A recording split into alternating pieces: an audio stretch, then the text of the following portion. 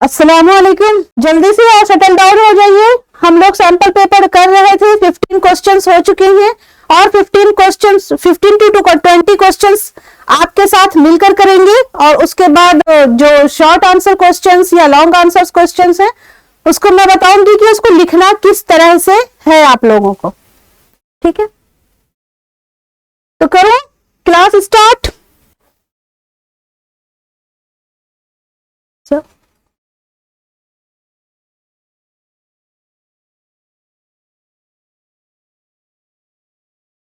तो चलिए करते हैं क्लास स्टार्ट।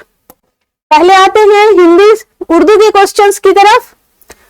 15 क्वेश्चन हम लोग कर चुके थे। 16वां क्वेश्चन क्या कह रहा है कि वो कौन सी मुलाजमत है जिसमें कोई भी इंसान तनख्वाह या तनख्वाह लेने के लिए कोई भी काम या खिदमत देता है। क्वेश्चन सुनाई दे रहा है ना सबको? आंसर कीजिए। अजरा मैम सी जी हाँ बिल्कुल, तनख्वाहदार मुलाजिमत, वेज एम्प्लॉयमेंट है ना, कि वो काम जो हम उजरत के लिए करते हैं, उजरत जिससे मिलती है, किसी और का काम करते हैं और उसके बदले में जो सैलरी मिलती है या जो वेजेस मिलते हैं वो वेज एम्प्लॉयमेंट कहलाते हैं। नेक्स्ट क्वेश्चन है कि वो कौन सी है जिसमें इंसान अपनी रोजमर्रा के लिए अपना काम करता है, अपने किसी काम में मशगूल रहता है, कोई इकोनॉमिक एक्टिविटी करता है। जामियतुस सालिहात लिबनात, आंसर कीजिए।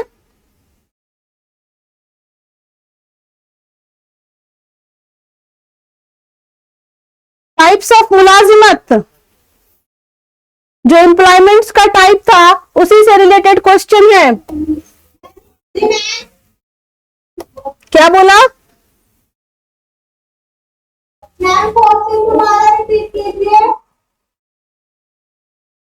क्वेश्चन है कि वो कौन सा काम है जिसमें इंसान अपना ही काम करता है, किसी एक्टिविटी में इन्वॉल्व होता है, अपनी रोजमर्रा की जिंदगी को गुजारने के लिए वो कौन सा टाइप का एम्प्लॉयमेंट है? एम्प्लॉयमेंट, सेल्फ एम्प्लॉयमेंट, एक्टिविटी और इकोनॉमी। बताओ आंसर। क्या स्किन क्लियर नहीं आ रही है? ओके, तो म्यूट कर लीजिए। अजरा आप म्यूट करके आंसर करो। और कोई हैंड रेस क्यों नहीं कर रहा आंसर देने के लिए?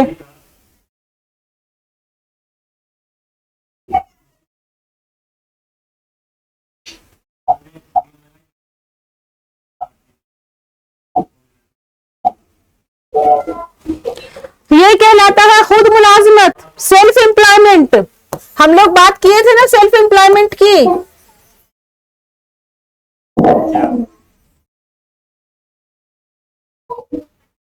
अगर इसका आंसर नहीं आता तो दूसरा है कि बताइए कि कौन सी चीज खुद मुलाजिमत के लिए एक खुसूसियत के तौर पर नहीं है। अगर कोई इंसान सेल्फ एम्प्लॉयमेंट का काम करना चाहता है, अपना कुछ बिजनेस करना चाहता है, तो कौन सी चीज उसके लिए जरूरी नहीं है? Not a quality required for self employment. अगर कोई सेल्फ एम्प्लॉयमेंट का काम करना चाहता है, सेल्फ एम्प्लॉयड होना चाहता है, तो कौन सी क्वालिटी जरूरी नहीं है इनमें से?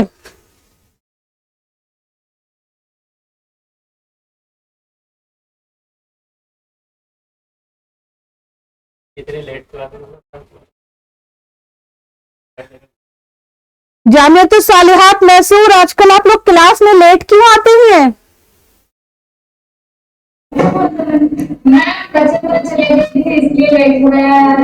अच्छा अच्छा, इसका आंसर कीजिए। हैंड रेस किया है, चले गए कुरान खानी। बच्चे नहीं चले गए। इंग्लिश में कौन सी क्वालिटी रिक्वायर्ड नहीं है सेल्फ एम्प्लॉयमेंट के लिए?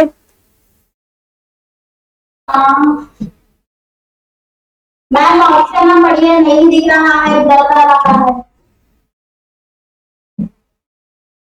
अब जब दिख रहा है, formal education, alertness and foresight, knowledge about business and acquaintance with relevant fact laws. कौन सी चीज? Alertness and foresight. No, alert तो रहना होगा। अगर आप चौकस नहीं रहोगे तो काम कैसे करोगे? हमेशा आंख और कान खुला रखना है ना। आपका ऑप्शन है ए, फॉर्मल एजुकेशन जरूरी नहीं है ना। कोई इंसान चाहे पढ़ा लिखा हो, पढ़ा लिखा ना हो, वो भी सेल्फ एम्प्लॉयमेंट में आ सकता है। बाकायदा तालीम, फॉर्मल एजुकेशन जरूरी नहीं है सेल्फ एम्प्लॉयमेंट के लिए।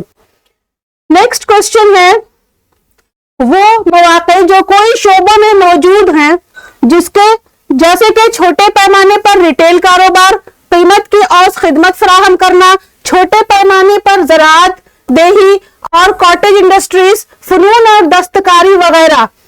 ये जो सारा दिया हुआ है एग्जाम्पल्स, ये किसके एग्जाम्पल्स है? कैरियर के, खुद मुलाजमत, तनख्वाहदार मुलाजमत या दीगर?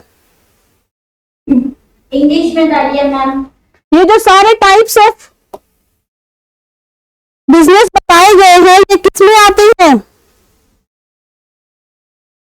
सेल्फ एम्प्लॉयमेंट में आती है मैम। जी हाँ, बिल्कुल सही जवाब। ये सारे के सारे आते हैं सेल्फ एम्प्लॉयमेंट में, खुद मुलाजिमत में। उसके बाद क्वेश्चन है, कैरियर की मंसूबा बंदी में शामिल है अपना कारोबार शुरू करना, कैरियर के मुस्बत और मनफी पहलुओं के बारे में सोचना, मुलाजिमत में शामिल होना या कैरियर के साथ एडजस्टमेंट करना। अगर इंग्लिश में बात करें तो कैरियर प्लानिंग में क्या क्या इंक्लूडेड है? स्टार्टिंग ओन बिजनेस, अपॉर्चुनिटीज और thinking about positive and negative aspects of business और कैरियर, ज्वाइनिंग अ जॉब और making adjustment with the career. Ma'am option B. Option B, जी हाँ, बिल्कुल सही जवाब कि अपने कैरियर से रिलेटेड जिस भी कैरियर में आप अपना पोजीशन बनाना चाहते हैं उसके हर पहलू को देखना, चाहे वो मुस्बत हो या मनफी हो। इसी से रिलेटेड है नेक्स्ट क्वेश्चन, कैरियर के रास्ते का मतलब है मुख्तलिफ मुलाजिमतों में किए गए काम, कैरियर के लिए अपनाया जाने वाला तरीका, पेशा वाराना डिग्री हासिल करना या मुलाजिमत का उन्वान हासिल करना। मैम कैरियर के लिए अपनाया जाने वाला तरीका। कैरियर के लिए अपनाया जाने वाला तरीका, जी हाँ। नेक्स्ट क्वेश्चन, अब आप म्यूट कर लीजिए अपने आप को, जिसको अनम्यूट करने के लिए कहा जाएगा वो अनम्यूट करके आंसर करना। नेक्स्ट क्वेश्चन है कि जो हम स्टैंडर्ड मार्क चेक करते हैं, है ना, तो उसमें पूछा गया है कि अगर आप जेवरात खरीदने जा रही हैं, ज्वेलरी खरीदने जा रही हैं, तो कौन सा ट्रेडमार्क आप देखोगे?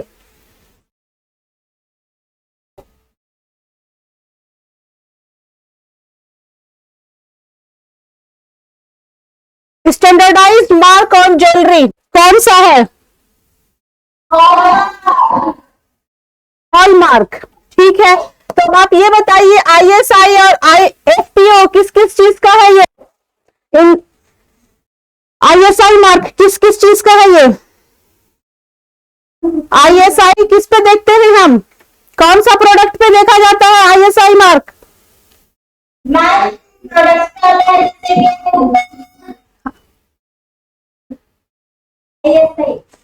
इलेक्ट्रॉनिक पे देखा जाता है, यस मैम। ठीक है। और FPO F से ही रिलेटेड है। FPO देखा जाता है फूड प्रोडक्ट से रिलेटेड, ठीक है। नेक्स्ट क्वेश्चन है, अब आ गया है आपका क्वेश्चन नंबर 21 से 35। ये कैसे क्वेश्चन है? जो आपके 2 नंबर के क्वेश्चंस थे, जो 15 क्वेश्चन, जिसमें आपको खाली जगह भरना, सही गलत का निशान लगाना, 1 वर्ड आंसर देना, इस तरह के आंसर्स इसमें शामिल हैं। सबसे पहला क्या है? वो किस किस्म की सनत है जो कुदरत की मदद से अशिया की पैदावार से मुताल्लिक है? industry. यस, अगर हम बात करते हैं तो वो है प्राइमरी इंडस्ट्री, इब्तिदाई सनत।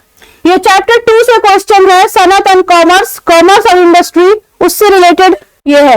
अब ये जो नेक्स्ट क्वेश्चन है वो इनाम है जो कारोबारी अफराद खतरात बर्दाश्त करने के बदले में हासिल करता है। कोई भी इंसान जब कोई बिजनेस करता है तो उसको इन रिटर्न क्या मिलता है, यही पूछा गया है इसमें। Reward that businessman get from of bearing risk. वो रिवार्ड कौन सा है?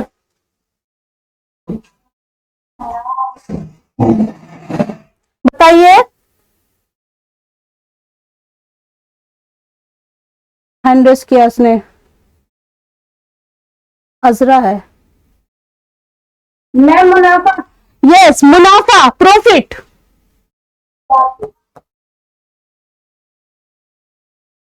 है ना। नेक्स्ट क्वेश्चन है खाली जगह भरने के लिए, जो है आपका ज्वाइंट हिंदू फैमिली सिस्टम से। मुश्तरका हिंदू खानदानी कारोबार चलाने के मकसद के लिए सिर्फ मर्द अराकीन मुस्तहक है, जिन्हें कहा जाता है, क्या कहा जाता है उन्हें?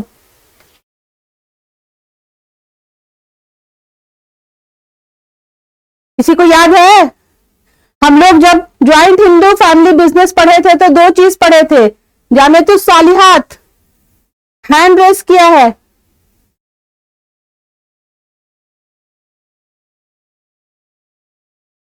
आंसर करो। को पार्टनर्स, यस। जो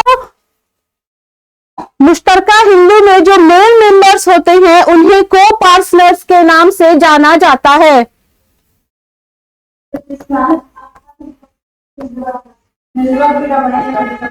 उसके बाद क्वेश्चन है, हर दूसरे शरीक का महदूद जिम्मेदारी है जो उसके हिंदू अनडिवाइडेड फैमिली की जायदाद में उसके हिस्से तक ही महदूद रहता है, लेकिन सिर्फ वो कौन है जिसकी जिम्मेदारी गैर महदूद होती है, अनलिमिटेड लायबिलिटी होती है। हिंदू अनडिवाइडेड फैमिली बिजनेस में किसकी लायबिलिटी अनलिमिटेड होती है? यस, कर्ता की जो जिम्मेदारी है वो लामहदूद होती है।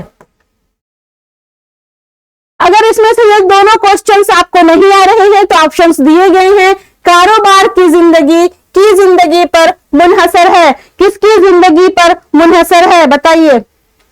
कोई भी कारोबार, यानी इसमें किसकी बात करी जा रही है, किस तरह के कारोबार की? इसमें बात की जा रही है सोल प्रोप्राइटरशिप के बारे में, कि उसका जो पूरी जिंदगी है, उस कारोबार की जिंदगी, कारोबार का जो लाइफ है वो डिपेंड करता है किसकी लाइफ पर?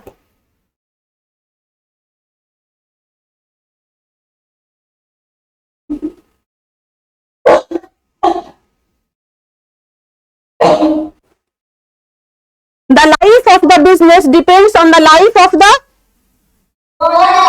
owner. Yes. जो कारोबार का मालिक होता है उसी की लाइफ पे मुनहसर होता है। नेक्स्ट क्वेश्चन है उसी से रिलेटेड कि कारोबार उन सादा कारोबारों के लिए मौजू है जहां महारत की जरूरत होती है।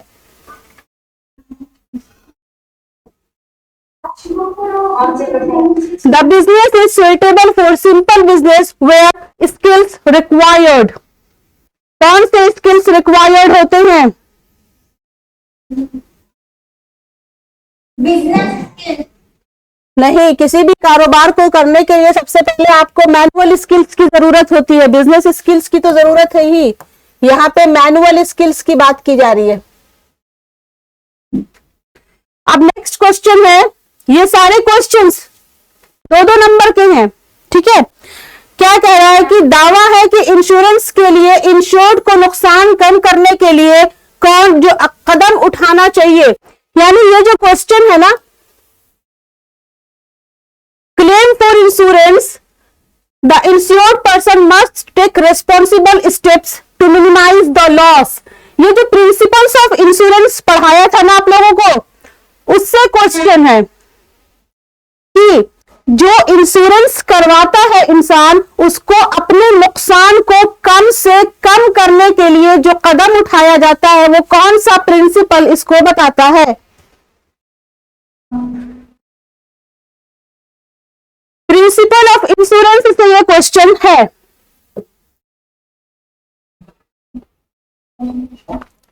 याद है किसी को?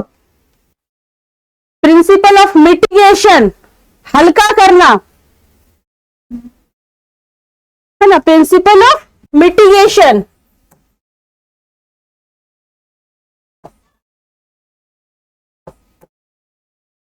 उसके बाद क्या है? इंश्योर्ड को अब से अपने नुकसान की वसूली का हक है जो पॉलिसी की रकम की हद तक मुमकिन है। ये उसूल है, ये भी इंश्योरेंस का ही उसूल है। ये कौन सा उसूल है? क्या कह रहा है कि insured is entitled to recover the loss suffered by him up to the limit of the policy amount is the principle of.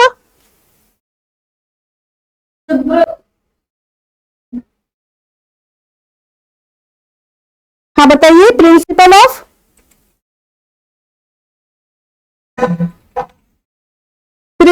Of indemnity.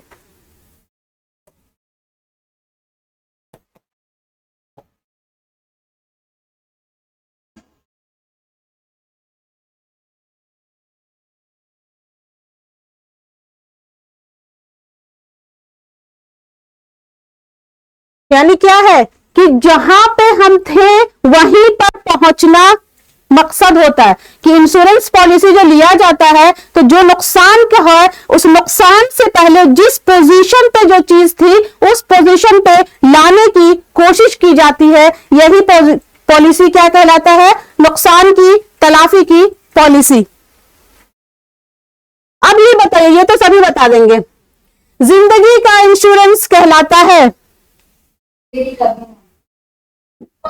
Insurance, हाँ, लाइफ इंश्योरेंस है ना, जिंदगी का बीमा, जिंदगी का इंश्योरेंस, लाइफ इंश्योरेंस। दूसरा है इंश्योरेंस के साथ साथ तिजारत का भी एक मावून है। मैम इंग्लिश में बात नहीं। Insurance is an aid as well as commerce. तो जो चैप्टर है ना, उसी चैप्टर का ये जो सेकंड चैप्टर का जो नाम है वही इसमें फिल होगा। इंश्योरेंस नहीं, सेकंड चैप्टर क्या है नाम? Industry and commerce. तो ये जो इंश्योरेंस है ये किसके लिए है? Industry and commerce.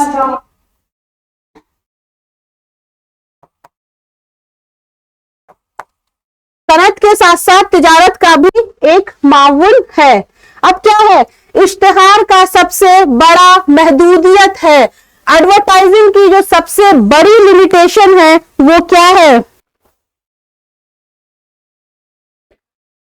एडवर्टाइजमेंट की जो सबसे बड़ी लिमिटेशन है वो ये है कि किसी भी सामान को खरीदने के लिए फोर्स किया जाता है, दबाव डाला जाता है इंसान के अंदर। इंसान इतना मोटिवेटेड हो जाता है एड के थ्रू कि वो जो है उस सामान को खरीदना चाहता है। तो ये जो सबसे बड़ा जो लिमिटेशन है, जो बैरियर है इश्तिहार का, वो यही है, फोर्स टू बाई थिंग्स। अब क्या कह रहा है? इश्तिहार इश्तिहारात में मदद करती है। किसमें मदद करती है इश्तिहारात? हमारे मुल्क की मुआशी हालत को बेहतर बनाने में, इकोनॉमिक ग्रोथ में।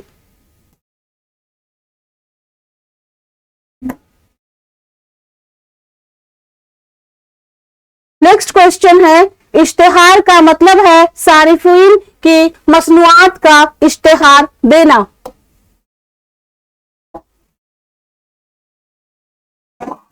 Advertising means advertising of consumer products. वो कौन सा एडवर्टाइजिंग है जो कंज्यूमर को प्रोडक्ट्स के ऊपर है? आंसर इसी में छुपा हुआ है और वो एडवर्टाइजिंग है product advertising. Product advertising means advertising of consumer products. Next question है, advertising serves to generate a product.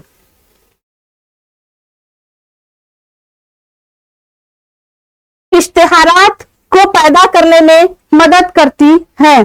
किसको पैदा करने में? किस चीज के लिए? कोई भी ऐड क्यों देता है? कि उसके प्रोडक्ट की क्या हो? डिमांड हो, डिमांड फॉर द प्रोडक्ट, है ना, डिमांड पैदा करने के लिए, है ना। इश्तेहार क्यों दिया जाता है? ताकि उसके बारे में लोग ज्यादा से ज्यादा जाने, ज्यादा से ज्यादा जानेंगे तो ज्यादा से ज्यादा खरीदेंगे, उस प्रोडक्ट की डिमांड बढ़ेगी। नेक्स्ट क्वेश्चन है, सारिफ के हकूक के तहफ्फुज का कानून नाफिज किया गया। कंज्यूमर प्रोटेक्शन एक्ट कौन से साल में आया था? बताइए, इसका आंसर तो आप बता ही दोगे। 1984 नहीं, इससे पहले जो बोल रहे थे ना वो सही था।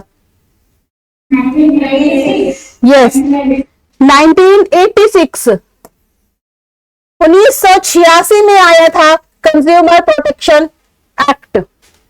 अब ये बताइए, कंज्यूमर डे कब मनाते हैं हम?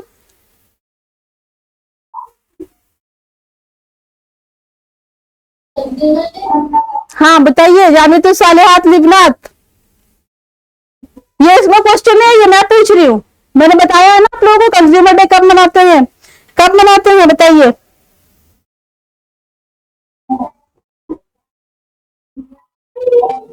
हर साल 24 दिसंबर को कंज्यूमर डे मनाया जाता है। बताया था 24 दिसंबर 1986 को ही कंज्यूमर प्रोटेक्शन एक्ट लागू किया गया था और इसी वजह से हम लोग हर साल 24 दिसंबर को कंज्यूमर डे मनाते हैं।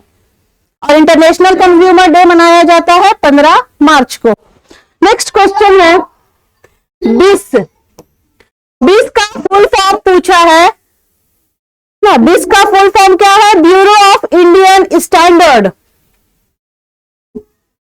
नेक्स्ट क्वेश्चन है, सारिफीन के हुकूक का तहफ्फुज का कानून के लिए अहम है। म्यूट कर दीजिए sir. Consumer protection act is significant to, किसके लिए?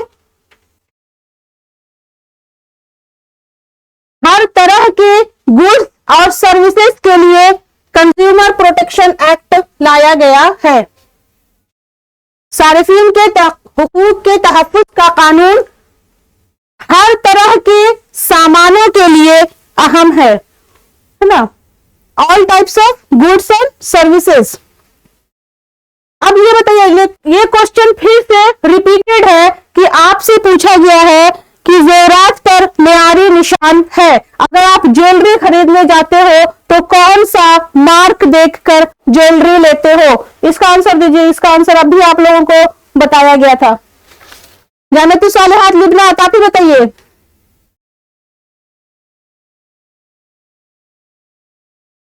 अगर ज्वेलरी खरीदने जाना है तो कौन सा मार्क देखोगे?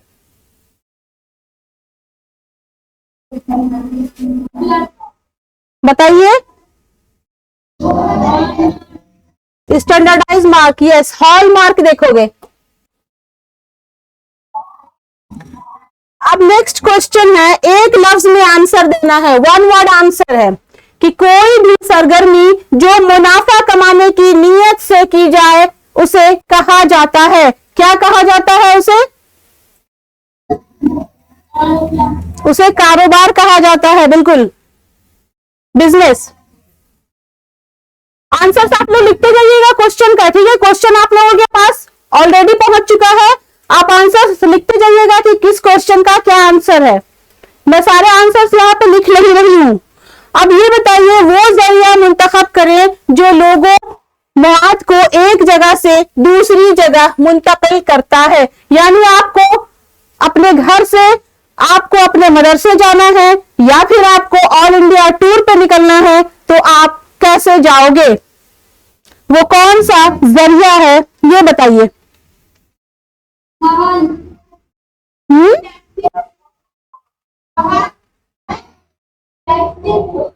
टैक्सी, ये सब होता क्या है, किसके अंदर आता है?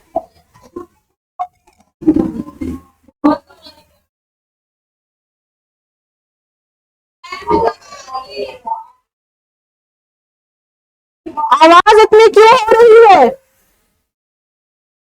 मीडियम आपको बताना है, जरिया बताना है। आपने कहा टैक्सी, यानी आप रोडवे से जा रहे हो, आप रोड से जा रहे हो। कोई जो है वो शिप से जा रहा है, कोई प्लेन से जा रहा है, लेकिन वो जरिया क्या कहलाता है, वो आप लोगों को पढ़ाया गया है। कौन आंसर करेगा? अनम्यूट करो और आंसर दो। वो जरिया जो लोगों को या सामान को एक जगह से दूसरी जगह पहुंचाने का काम करता है, वो जरिया नकलो हमल, ट्रांसपोर्टेशन कहलाता है। ठीक है, वो ट्रांसपोर्टेशन है। अब बताइए सही या गलत। यहां पे दो ऑप्शंस दिए हुए हैं, उन दोनों में से एक आंसर सही है। पहला क्या है? तिजारत बुनियादी तौर पर पैदावार या तकसीम से मुताल्लिक है।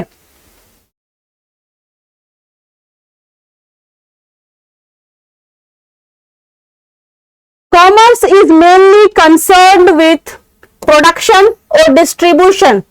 कॉमर्स किससे रिलेटेड है? प्रोडक्शन से रिलेटेड है या डिस्ट्रीब्यूशन से रिलेटेड है? तो कॉमर्स रिलेटेड है डिस्ट्रीब्यूशन से, तकसीम से। जो चैनल ऑफ डिस्ट्रीब्यूशन भी आप लोगों को इसमें पढ़ाया था। दूसरा है क्वेश्चन, वो जरिया जो लोगों, यानी अभी अभी रिपीटेड आंसर जिसका आपको आने वाला है वही क्वेश्चन है कि वो कौन सा जरिया है, वो कौन सा मीडियम है जो लोगों को या सामान को एक जगह से दूसरी जगह मुंतकिल करता है, पहुंचाता है, वो कहलाता है ट्रांसपोर्ट। है ना, अभी ट्रांसपोर्टेशन की बात हुई थी ना। अब क्वेश्चन है बेहतरीन जवाब।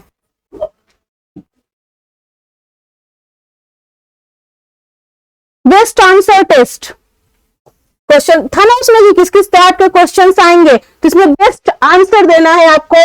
क्वेश्चन क्या है आपका? अगर कोई शख्स अपना घरेलू फर्नीचर मुनाफा पर फरोख्त करता है तो क्या उसे कारोबार समझा जाएगा? आपके नहीं समझा जाएगा। ठीक है, क्यों नहीं समझा जाएगा?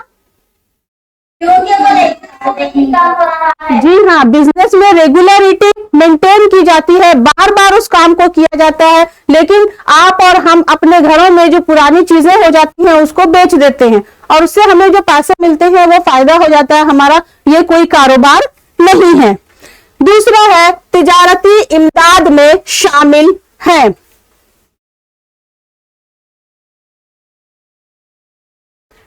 Add to trade, aid to trade में क्या क्या इंक्लूडेड है? वो सारी चीजें जो आपको एड टू ट्रेड में आती हैं, कौन कौन सी है? Transport, insurance, warehouse, banking. हाँ बिल्कुल, चाहे वो ट्रांसपोर्टेशन का काम हो, चाहे बैंकिंग से रिलेटेड हो, चाहे आपका गोदाम से रिलेटेड हो, जो भी चीजें तिजारत में, कॉमर्स में, इंडस्ट्रीज में काम आती है, वो सारी की सारी चीजें इसमें शामिल है। चाहे वो ट्रांसपोर्टेशन हो, कम्युनिकेशन सर्विस हो, इंडस्ट्री हो, वेयर हाउसिंग हो, इंश्योरेंस हो, कुछ भी हो, सब इसमें शामिल है। नेक्स्ट क्वेश्चन है, मिस्टर मुकेश एक खुद मुलाजमत कारोबार चला रहे हैं, सेल्फ एम्प्लॉयड हैं। कारोबार में नुकसान की वजह से उन्होंने अपना कारोबार बंद करने का फैसला कर लिया। ठीक है, बंदिश के दिन असासे 2 लाख रुपए के हैं और वाजिबात 5 लाख रुपए के हैं।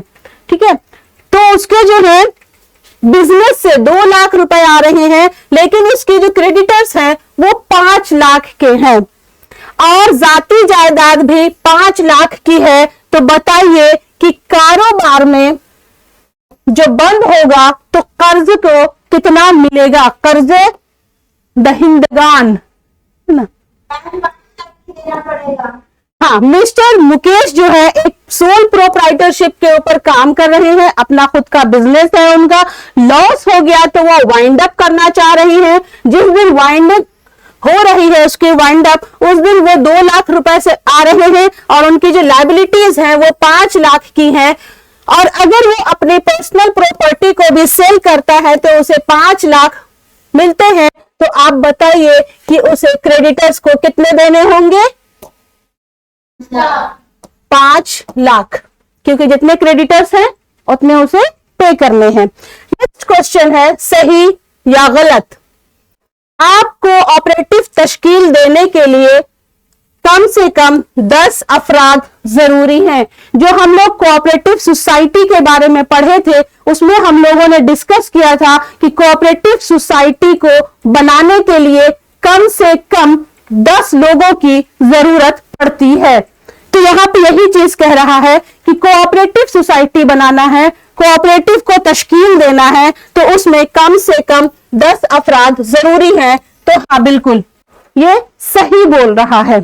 नेक्स्ट क्वेश्चन है खुद मुलाजमत में मालिक तमाम मुनाफे, नुकसान, असासे और वाजिबात के लिए मुकम्मल तौर पर जिम्मेदार होता है। क्या ये सही है या गलत? आंसर कीजिए, ये बहुत ही आसान क्वेश्चन है।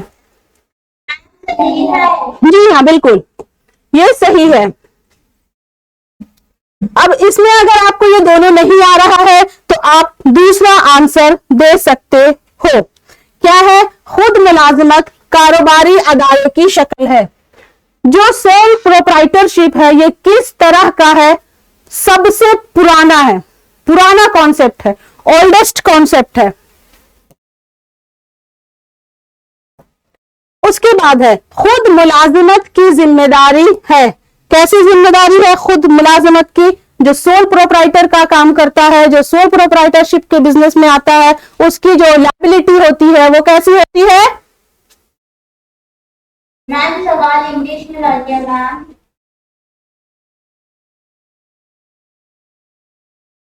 In a sole proprietorship, the owner is solely ये next question. Liability of a sole proprietor is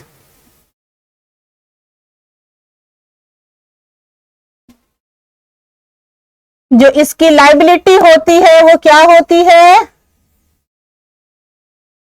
limited होती है। अनलिमिटेड होती है। जब भी सोल प्रोप्राइटर की लाइबिलिटी की बात आएगी तो वो लिमिटेड नहीं होती है, वो अनलिमिटेड होती है। अब फिर से आ गया सही और गलत। आलामिया की पॉलिसी जिंदगी के इंश्योरेंस पॉलिसी के तहत शामिल है। Declaration of policy is covered under life insurance policy. गलत है मैम। जी हाँ बिल्कुल ये फॉल्स है, ये स्टेटमेंट गलत है। आप इंग्लिश का नेक्स्ट क्वेश्चन देख लीजिए, फिर उर्दू में जाती हूं। Premium is the fee charge by the insurer है ना on account of providing services. जो इंश्योरेंस लेता है वो फी की शक्ल में एक पैसा देता है, वो प्रीमियम कहलाता है। क्या ये सही है या गलत? सही है मैम। जी हाँ बिल्कुल ये सही है। सॉरी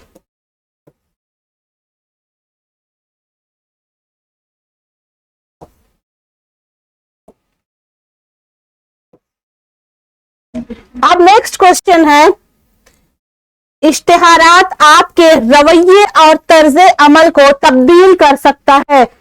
एडवर्टाइजिंग आपके एटीट्यूड और बिहेवियर को बदल देता है। क्या ये सही है? ऐसा सही है। आपका एटीट्यूड या बिहेवियर कैसे चेंज कर देगा ये बताइए। आप एड देखने के बाद जैसा आपने एड में देखा वैसे ही करने लगोगे क्या? आप फैशन में आपका चेंज आ सकता है, आपकी प्रायोरिटीज में चेंज आ सकता है कि आप किस चीज के ऊपर ज्यादा फोकस कर रहे हो, लेकिन आपके बिहेवियर और एटीट्यूड को चेंज करना इतना आसान नहीं है। नेक्स्ट क्वेश्चन है फौरी इश्तिहारात सारिफ को बराह रास्त इश्तिहारी को जवाब देने की इजाजत देते हैं बजाय इसके कि वो एक रिटेलर या दूसरे दरमियानी अफराद के जरिए जाएं। Instant advertising allows the prospect to respond directly to the advisor rather than going through a retailer or the middleman। ये जो instant advertising है इसमें आप डायरेक्ट जो एडवर्टाइज कर रहा है उससे कांटेक्ट कर सकते हो। जी हाँ बिल्कुल ये सही है। अब इसमें जो प्रिंसिपल्स ऑफ इंश्योरेंस है ना, उसको बताना है। जैसे यहां है कि इंश्योरेंस के उसूल का नाम बताएं। ठीक है, कौन सा है भाई? मैम इंग्लिश में जानिए। हाँ बता दूं, उर्दू वाले भी हैं, उर्दू को भी दिखा दूं पहले। इंश्योर्ड से तवक्का की जाती है कि वो इंश्योर्ड पर प्रॉपर्टी से ताल्लुक अहम हकायक को जाहिर करे। क्या कह रहा है कि the insured is expected to disclose all the important facts related to property insured. जिस भी चीज का इंश्योरेंस लिया जा रहा है, तवक्का की जाती है कि उसके बारे में हर इंफॉर्मेशन सही सही दी जाए। ये कौन सा प्रिंसिपल बोलता है?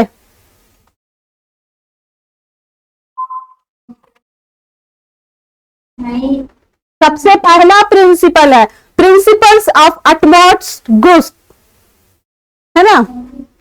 कि ये कौन सा प्रिंसिपल है? नेक नियति या खुलूस, principle of utmost good faith.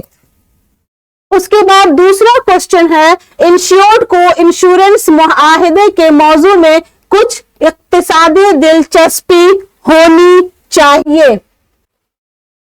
Insured must have economic interest in the subject matter of the insurance contract, कि जब भी इंश्योरेंस होता है तो उसमें माली मुफाद छुपा होना चाहिए।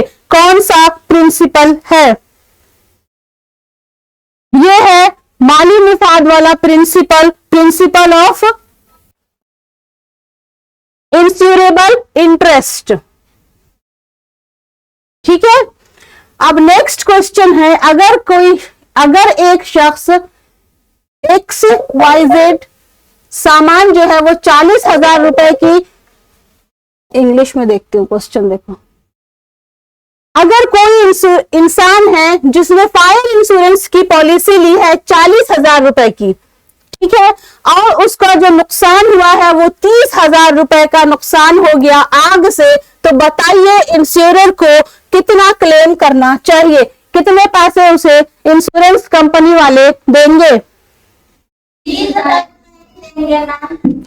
30,000 ही देंगे। क्यों? मैम क्योंकि वो जितना नुकसान होता है उतना ही देते हैं।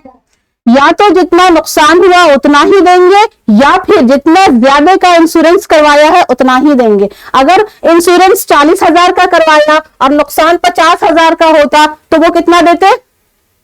40 ही देंगे, है ना? चलिए नेक्स्ट क्वेश्चन है, Rahul's father wants to save 1 lakh rupee that he can gift the money to Rahul on his graduation day, which type of deposit? ये जो हम लोग बैंकिंग खदमात पढ़े थे, जिसमें हम लोग टाइप्स ऑफ बैंक पढ़े थे कि हम लोग कौन कौन सा अकाउंट खोल सकते हैं बैंक में अपने पैसे को सेव करने के लिए, उससे रिलेटेड ये क्वेश्चन है कि राहुल के पापा चाहते हैं कि अभी वो 1 लाख रुपए बैंक में डिपॉजिट कर दे, और जब राहुल ग्रेजुएट हो जाए तो उसके ग्रेजुएशन डे में वो उसे एज अ गिफ्ट देंगे। तो वो उस पैसे को कहाँ इन्वेस्ट करेंगे? वो करेंगे फिक्स्ड अकाउंट में। मैम मेरे स्क्रीन पर उसी का आ रहा है ना, उसी का question paper ma'am print set हो गई। नहीं, स्क्रीन पे तो इंग्लिश का ही क्वेश्चन पेपर है, उर्दू का क्वेश्चन पेपर तो मैं लाई ही नहीं हूँ। रिफ्रेश अभी भी नहीं आ रहा है,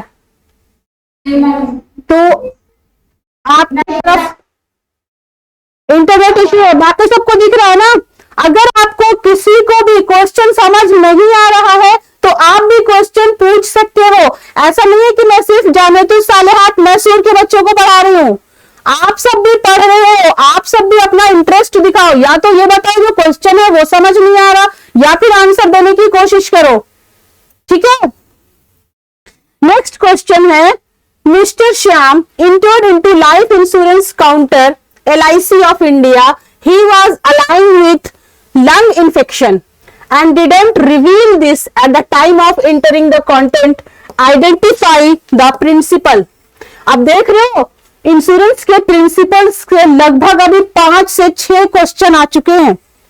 ठीक है, यहाँ पे ये बता रहा है कि जो मिस्टर श्याम है वो लाइफ इंश्योरेंस लेने के लिए गए हुए हैं LIC, लेकिन उनके लंग्स में इंफेक्शन है, लेकिन उन्होंने अपनी ये बात नहीं बताई, ये बात छुपाई। तो उन्होंने कौन से उसूल के खिलाफ काम किया है? सबसे पहला उसूल नेक नियति का या खुलूस का जो उसूल है, principal of utmost good faith, इसको उन्होंने हनन किया है, इसको उन्होंने तोड़ा है। अब नेक्स्ट क्वेश्चन क्या कह रहा है? जो सेक्शन सी है 36 से लेकर के 51 एंड ऑफ द क्वेश्चन तक ये सारे क्वेश्चंस हैं, और इसमें आपको कुछ में चॉइसेस हैं और कुछ में नहीं है, उसके आंसर्स आपको देने हैं। सबसे पहला क्वेश्चन है what is cooperative society, explain in your own word, कि कोऑपरेटिव सोसाइटी क्या है, उसका आंसर आपको देना है। तो आप सबसे पहले इसका डिफिनेशन लिख दीजिए, आपका आंसर हो गया, क्योंकि ये शॉर्ट आंसर टाइप क्वेश्चन है। जानतु सालेहात लिबनात, आपने हैंड रेस किया है, कोई क्वेश्चन है?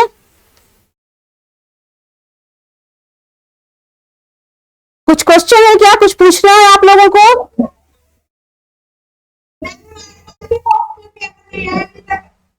अच्छा, तो नहीं आए हैं तो आप चले जाएंगे,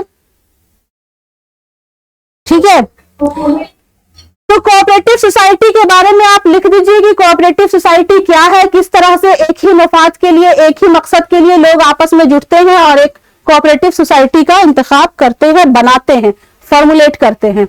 अगर इसके बाद आपको ये आंसर नहीं आ रहा है तो आप दूसरा आंसर देने की कोशिश कीजिए कि 2 कंडीशंस बताइए जो जरूरी है ज्वाइंट हिंदू फैमिली बिजनेस के लिए। तो भाई क्या क्या जरूरी है उनका? कि कुछ उनके एंसेस्टर्स की, आबाओ अजदाद की जायदाद होनी चाहिए, ये जरूरी है। और इसके साथ साथ क्या जरूरी है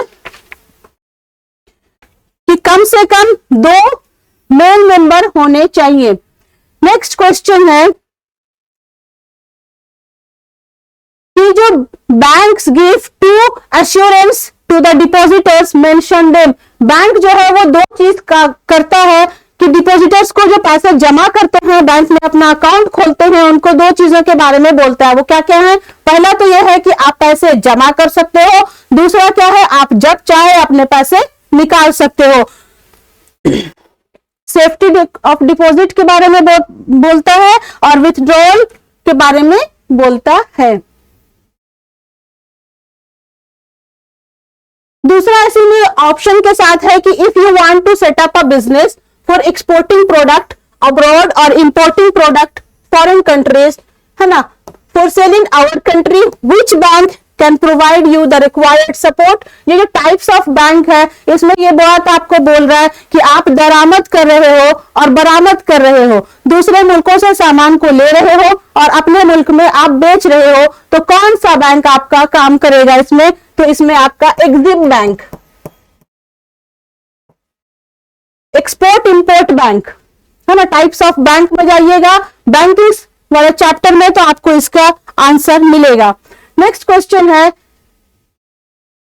if as a consumer I have suffered physical injury due to a defective electric heater, spend 5,000 on medical treatment, I should be entitled to claim compensation of 50,000. Do you agree?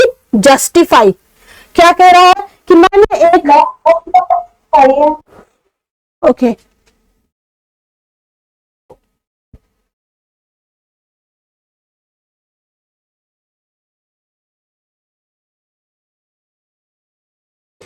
क्या कह रहा है कि एक इलेक्ट्रिक हीटर खरीदा और उससे नुकसान हो गया, करंट लग गया और 5,000 रुपए डॉक्टर को इलाज में लग गए, और क्या मुझे 50,000 रुपए का मैं क्लेम करना चाहती हूँ, किसके खिलाफ? उस कंपनी वाले के खिलाफ, उस हीटर वाले के खिलाफ। तो क्या ये सही है?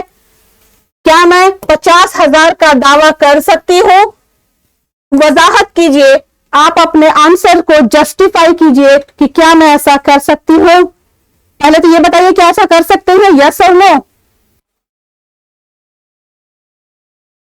ऐसा नहीं कर सकते, जितने का नुकसान हुआ है उतना ही कर सकते हैं। हाँ, ज्यादा से ज्यादा कुछ हम लोग मांग सकते हैं उनसे पैसे, लेकिन अब ऐसा भी नहीं है कि 5,000 का 10 गुना 50,000 मांग ले, ऐसा नहीं है, ऐसा क्लेम नहीं कर सकते। अब आपको बताना है सारिफ के दो अहम हुकूक, जो कंज्यूमर राइट्स हैं उनमें से किसी दो राइट्स को लिखकर उसको एक्सप्लेन कर दीजिए, यानी दो राइट्स को का नाम लिखिए और उसको डिफाइन कर दीजिए, यही आंसर लिखना है।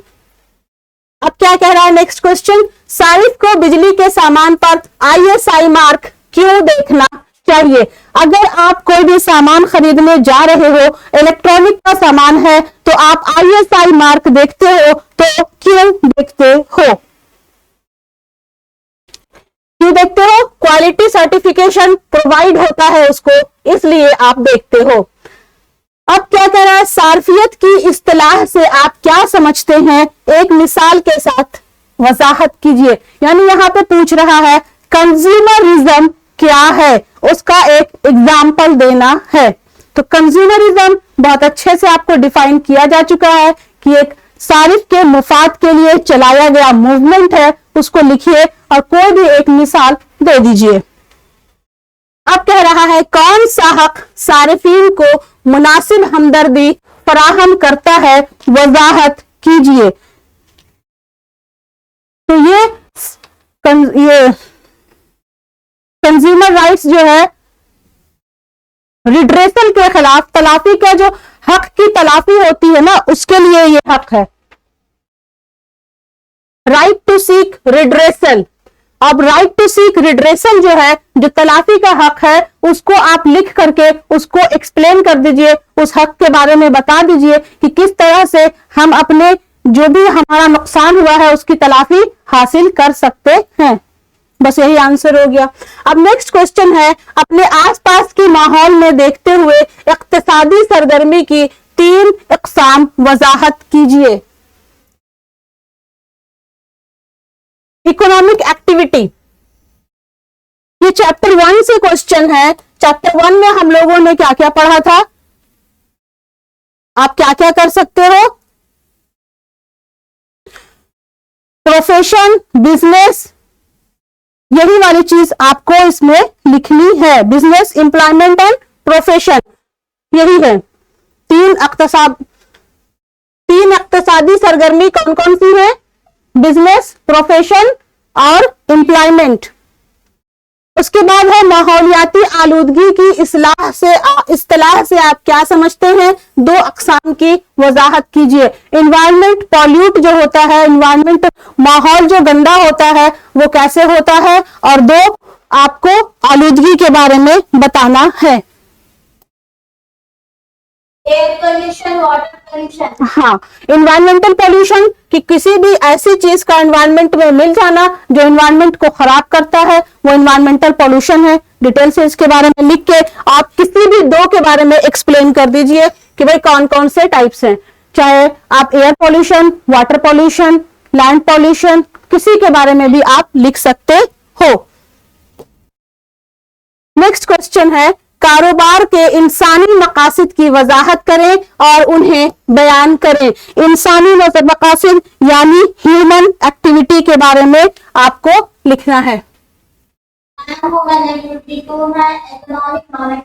हाँ, बस उसी के बारे में लिख करके उसके मकासद को बताना है। उसके बाद है राब्ते की अक़साम बयान करें और एक वजाहत दें। मैम, रास्तों की 2 अक़साम है। एक मिनट, ये राब्ता नहीं, ये राब्ता मतलब ये कम्युनिकेशन की बात कर रहा है। कम्युनिकेशन की 2 अक़साम है, वर्बल, नॉन वर्बल। हाँ, तो बस उनका एक एक्सप्लेनेशन दे देना है। उसके बाद क्या है, एक्सप्लेन द डिफरेंट चैनल। जो डिफरेंट चैनल थे ना, जिसमें एक था 0 level channel, 1 level channel, 2 level channel, 3 level channel, जो मैंने बताया था आप लोगों को, याद है ना कि किस तरह से प्रोड्यूसर से लेकर के कंज्यूमर तक जो डिफरेंट चैनल्स के थ्रू हमारे पास सामान पहुंचते हैं, उन सब चैनल्स का एक फ्लो बना लीजिए और उसको एक्सप्लेन कर दीजिए।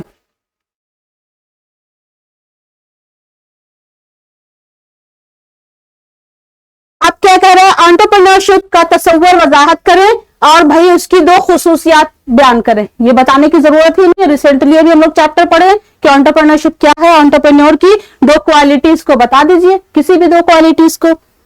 अब नेक्स्ट क्वेश्चन है, कामयाब कारोबारी शख्स की 3 खुसूसियात बयान करें। अगर आप कपड़ों का छोटा कारोबार शुरू करना चाहते हैं तो कौन सा आंसर अहम होगा? कि आपको क्वालिटीज बतानी है बिजनेसमैन की, और यहाँ पे एक सिचुएशन दिया है कि अगर आपको कपड़े की एक दुकान खरीदनी है या ओपन करना है तो आपके लिए कौन सी क्वालिटी सबसे ज्यादा इंपॉर्टेंट है? क्या कह रहा, एक ऐसा शख्स जो अनोखे ख्यालात, मालियात और कारोबारी समझबूझ को अपने इख्तराई ख्यालात को इक्तिसादी अशिया में तब्दील करने की कोशिश करता है, इस शख्स की 3 खुसूसियात बयान करें। बहुत बार एक क्वेश्चन का आंसर दूसरे क्वेश्चन में मिल जाता है इंसान को। जैसे यहां पे आपसे क्वेश्चन पूछा था एंटरप्रेन्योरशिप क्या है, तो आपको उसका आंसर यहीं पे दिया हुआ है नेक्स्ट क्वेश्चन में, है ना। और यहां पर भी क्वेश्चन रिपीटेड है, समझिए। यहां पे आपकी इसकी 2 खुसूसियात पूछा था, यहां पे आपकी उसकी 3 खुसूसियात पूछा, यानी सेम आंसर लिखना है, 2 बार लिखे, दोनों बार मिलेगा नंबर। नेक्स्ट क्वेश्चन है, अगर आप नोटबुक तैयार करने के लिए एक छोटा कारोबार शुरू करना चाहते हैं और तो आप कौन से अवामिल पर गौर करेंगे, वजाहत करें। यानी हम लोग जो एंटरप्रेन्योरशिप चैप्टर पढ़े थे उसमें जो लास्ट में हम लोग एक स्मॉल स्केल इंडस्ट्री या फिर स्मॉल स्केल इंटरप्राइज बनाने की कोशिश किए थे ना, कि छोटा कोई कारोबार स्टार्ट करते हैं तो क्या क्या चीजें चाहिए, उसी से रिलेटेड आपको इसमें क्वेश्चन उसी से रिलेटेड आपको इसमें लिखना है कि कौन कौन सी चीजों पर आप गौर कीजिएगा। सबसे पहले आप माहौल देखिएगा, फिर आप कैसे कैसे फाइनेंस इकट्ठा कीजिएगा, कहां पे कीजिएगा, कैसे कीजिएगा, जो सारी चीजें हैं ना एनवायरनमेंट, उसको ध्यान में रखते हुए आंसर्स लिखना है। नेक्स्ट क्वेश्चन है, आपके ख्याल में कोऑपरेटिव सोसाइटी की खुसूसियात को लिखना है।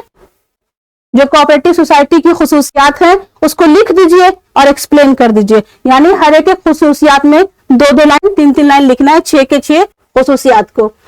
अब नेक्स्ट क्वेश्चन है, ये सारे क्वेश्चन 5 नंबर के क्वेश्चन है, ठीक है, लॉन्ग आंसर वाले क्वेश्चन है, इस वजह से इस तरह से क्वेश्चन दिए गए। तो जब भी इस तरह के क्वेश्चन आए तो जो भी क्वेश्चन पूछा जाए उसको पहले डिफाइन कर दीजिए। जैसे यहां पे क्वेश्चन था कोऑपरेटिव सोसाइटी, उसकी 6 अहम खुसूसियात का नाम आपको बताना है। तो सबसे पहले जो आप आंसर लिखिएगा तो पहले लिखिएगा कि कोऑपरेटिव सोसाइटी है क्या, वो लिख दिया, वो डिफिनेशन डाल दिया, उसके बाद बताइएगा कि उसकी खुसूसियात हैं, जितनी है उनको इनलिस्ट कीजिए, एक एक को फिर एक्सप्लेन करते जाइए।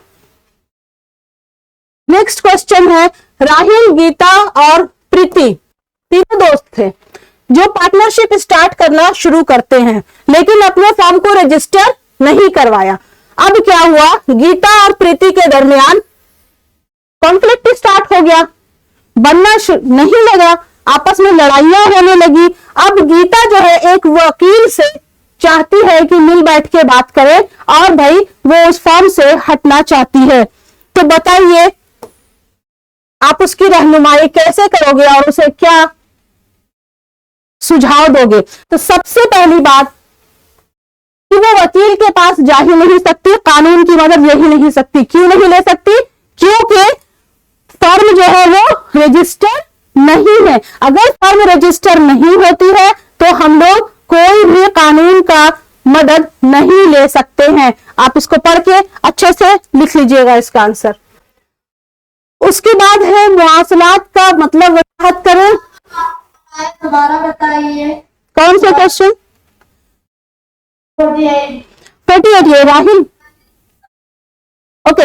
राहिल, गीता और प्रीति ये तीनों दोस्त थे और इन्होंने पार्टनरशिप फर्म इस्टेब्लिश किया, अपने अपने बेस पे ये लोग कैपिटल लाए और फिर इन लोगों का पूरा डिटेल में स्ट्रक्चर नहीं पता है, बस ये पता है कि ये तीनों दोस्त थे और उसके बाद इन्होंने पार्टनरशिप फर्म बनाया।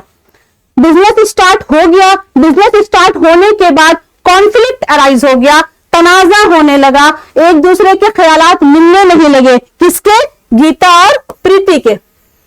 तो फिर गीता ने क्या किया, गीता ने कहा कि मुझे नहीं रहना, अब मुझे इस फर्म से अलग होना है, और वो क्या की, वकील के पास चली गई। अब आपको इसमें इसको रहनुमाई करना है, इसको रास्ता दिखाना है, इसको बताना है कि वो क्या कर सकती है। तो सबसे पहली बात कि वो जो है फर्म रजिस्टर्ड ही नहीं है, तो जब फर्म रजिस्टर्ड नहीं है तो वो किसी भी तरह का कोई भी कानूनी मदद नहीं ले सकते हैं। तो वो कब ले सकते हैं, जब वो फर्म को रजिस्टर कराएंगे, तभी कानून उसमें मदाखलत कर सकता है। मैम कैसे रहनुमा करेंगे? तो बताया तो कि सबसे पहली बात तो यही बोलेंगे कि आप वकील के पास जो जा रहे हो, आपको वकील के पास नहीं जा सकते। क्यों नहीं जा सकते? क्योंकि आपका फर्म रजिस्टर नहीं है।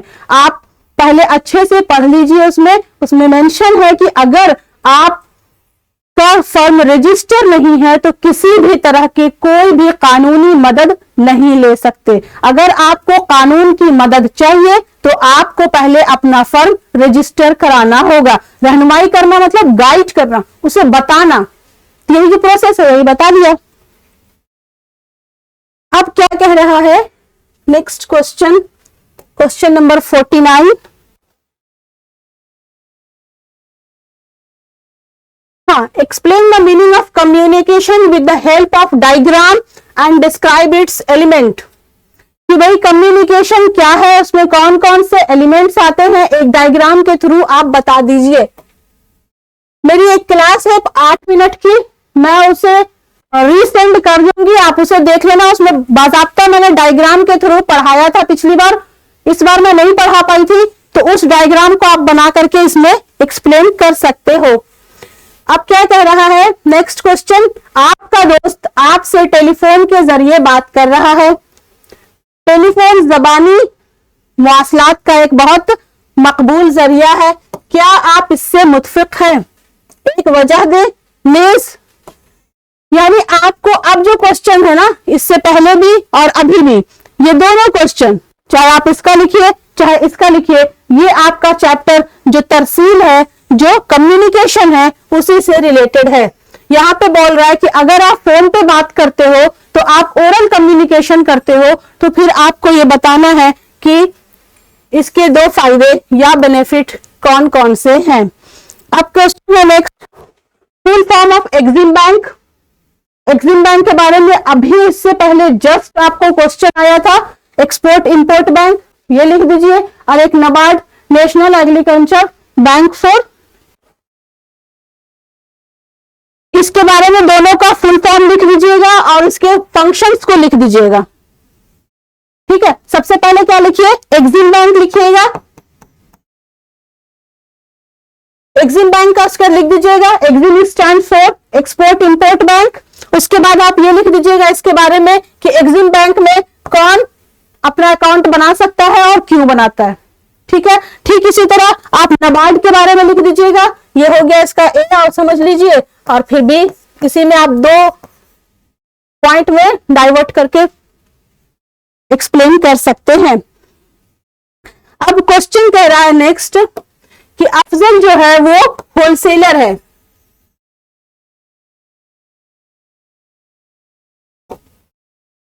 Afzal is a wholesaler, fruit market, फल मंडी में फल सब में बेचता है, ये होलसेलर है। How does he serve an important link in the channel of distribution? Explain with the help of diagram. ठीक है, क्या कह रहा है ये, अफजल जो है वो कौन है, होलसेलर है। यानी इसने किससे सामान खरीदा होगा, जो प्रोड्यूसर होगा यानी किसान होगा, उससे उसने सामान को खरीदा, ये होलसेलर है अफजल। अब ये अफजल जो है वो क्या करेगा, या तो वो रिटेलर को सामान बेचेगा और फिर रिटेलर जो है वो कंज्यूमर को बेचेगा, या फिर एक और चैनल क्या बन सकता है कि प्रोड्यूसर से अफजल ने सामान को खरीदा और डायरेक्ट कंज्यूमर को बेच दिया। यही है इसका डायग्राम। ठीक है, अब ये जो फ्लो ऑफ चैनल है, इसको जो लिंक आपने किया है वो कैसे कैसे है वो आप यहां पे लिख दीजिएगा। यहां पे ये पूछ रहा है कि फ्रूट मार्केट से उसने क्या किया, या तो वो किसान से डायरेक्ट फल को खरीदा, फल को खरीदने के बाद वो खुर्दा फरोश को बेचा और खुर्दा फरोश ने सारिफीन तक पहुंचा दिया। या फिर दूसरा क्या होगा चैनल, अफजल ने सामान फल है तो वो किसान से ही खरीदेगा, किसान से खरीदा और उसके बाद उसने डायरेक्ट कंज्यूमर्स को सेल कर दिया। तो इसमें सबसे पहले आप कम्युनिकेशन को कीजिएगा, जिससे भी रिलेटेड क्वेश्चंस होंगे सबसे पहले उसका डिफिनेशन लिखने की कोशिश कीजिए, उसके बाद फिर आंसर्स को लिखिए। नेक्स्ट क्वेश्चन में नेक्स्ट क्लास में हम लोग डिस्कस करेंगे जो मई में जो पेपर हुए हैं उससे रिलेटेड। तो अगर आपके सीनियर्स आपके साथ हो तो आप उनसे क्वेश्चन पेपर ले सकते हो और आप एक बार खुद क्वेश्चन पेपर को देखो, उसके बाद हम लोग डिस्कस करेंगे तो और अच्छे से समझ आएगा। कोई डाउट है तो पूछो, अदरवाइज क्लास को करते हैं खत्म। किसी को कोई डाउट है?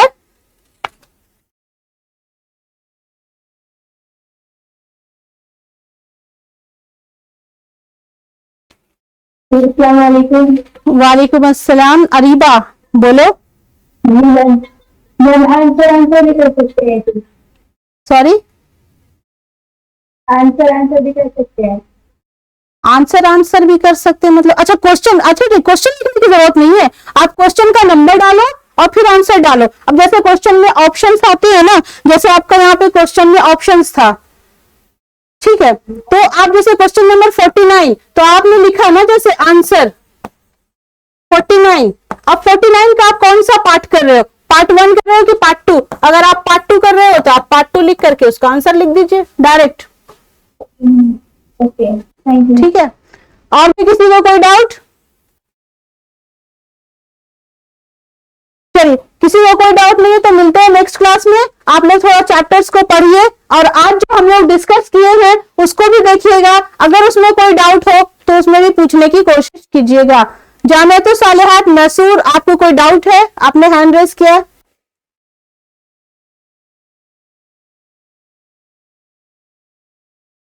मैम आंसर ही बता नजर स्क्रीन पर दिखाई कौन सा? 51 यहाँ पे, अच्छा 51 यही जो है, मैम इसको नहीं कराया? इंग्लिश में आपको तो इंग्लिश में ही करना होता है, फिर आपको क्या दिक्कत है?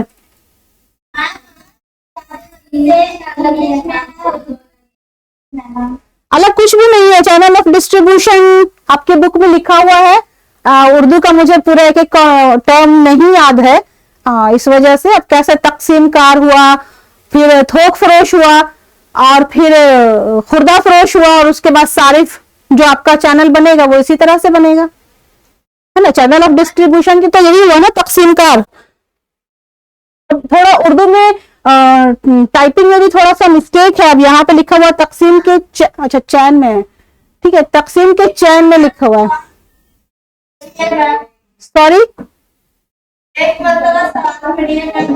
क्वेश्चन यही है कि अफजाल फल की मार्केट में एक होलसेलर है, ठीक है, वो तकसीम की जो चैनल है, चैनल ऑफ डिस्ट्रीब्यूशन है, वो उसमें एक अहम कड़ी के तौर पर काम कर रहा है। आप एक डायग्राम की मदद से इसकी वजाहत कीजिए। बस यही क्वेश्चन है, और किसी को कोई डाउट? चलो ठीक है, मिलते हैं नेक्स्ट क्लास में। क्वेश्चन पेपर ढूंढ के रखने की कोशिश कीजिए अपने सीनियर्स से लेकर।